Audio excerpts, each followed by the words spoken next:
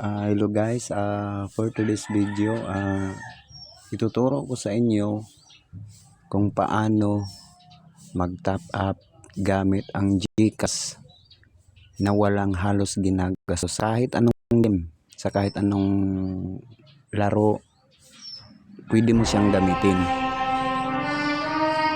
Ngayon, ipakita ko sa inyo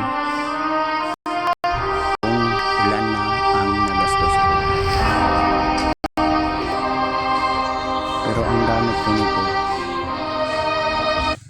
halagang ano lang, 320 pesos sa Flame of Valhalla.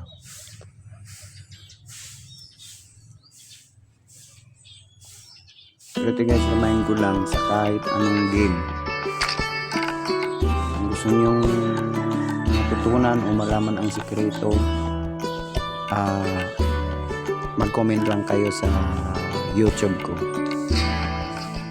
Papakita ko sa inyo kung ilan na ang nagastos ko.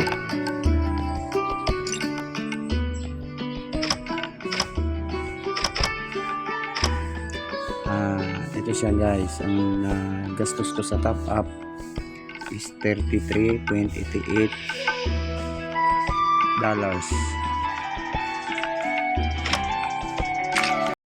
Sa halagang 320, kung tutuusin, wala talagang gagastusin sana. Kaya lang nagkamali ako nung kasi ang sa pagtatapat kasi may limit ito sa akin, hanggang 10 bisis na top up na makakalibre ka. Yun, kung gusto nyong matutunan, mag-comment lang kayo sa YouTube ko para maituro ko sa inyo kung paano ang paraan.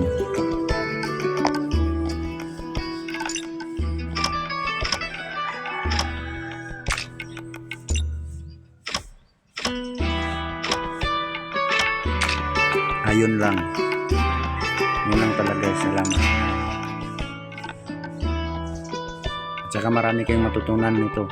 Kasi sa kahit anong game, pwede nyo siyang magamit through GCash.